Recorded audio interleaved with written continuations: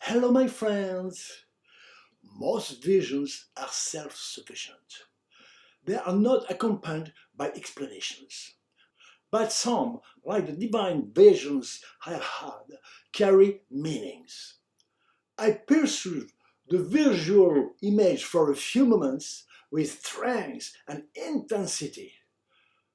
At this moment, all thought is stopped. I am no longer anything but pure conscience.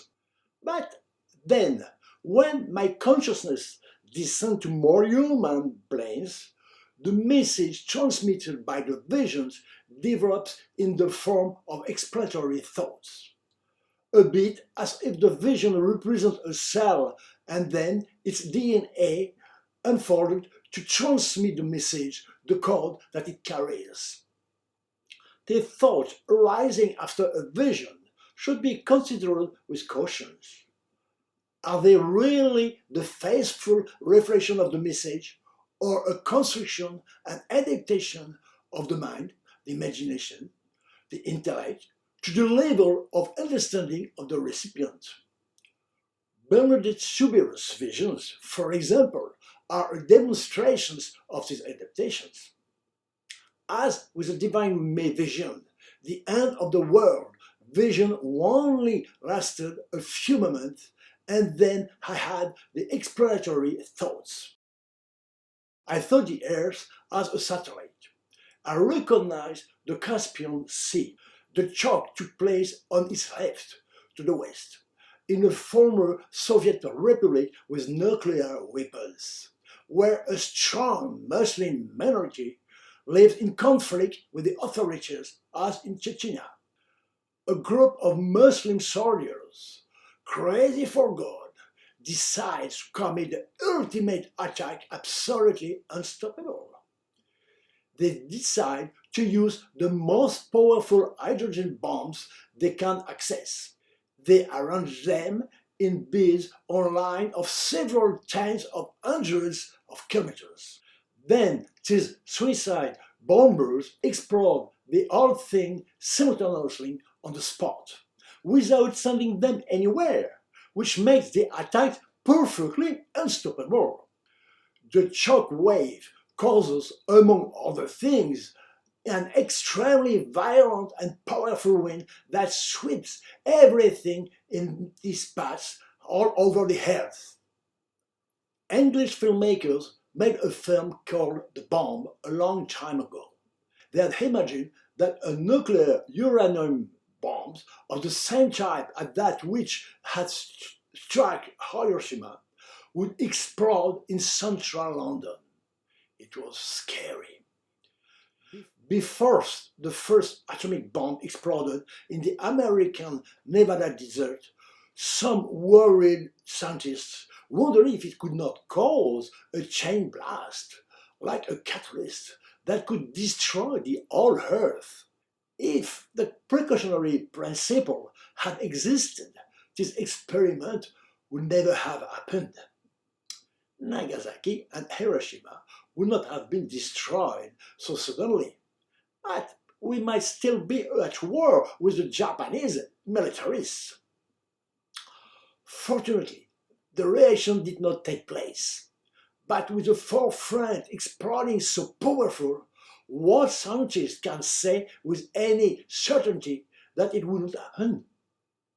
Looking at a map of the region by the Caspian Sea, it seemed that the place corresponding to my vision is Azerbaijan, but without certainty. No date was specified. Also, almost the tradition of the world announced its end, they generally do not give a date. Some, by their description, as in the book of Revelation, make us think of our time, 9.7. Now, 'tis locusts. To see them make one thing of authors equipped for wars. On their head, they look like golden crowns, and their faces recall human faces. Their hair, woman's hair, and their teeth, lion's teeth. Their thorax and iron breastplates, and the noise of their wings, the noise of chariots with many horses rushing to battle. They have tails like scorpions with darts, and in their tails lies the power to torture men. This description is reminiscent of combat helicopters, with reflection on the pale rotors. The missile, the armor. We remember the film Apocalypse Now, which took place during the Vietnam War, but with an even more sophisticated version of these deadly weapons, like the tiger, the last born of this charming locust. Another description, further on, suggests tanks. 9.17. Such appear to me in vision the authors and their riders. These were breastplates of fire, essence and sulfur, when with authors their head is like that of the lion, and their mouth spits fire and smoke and sulfur. 9.19.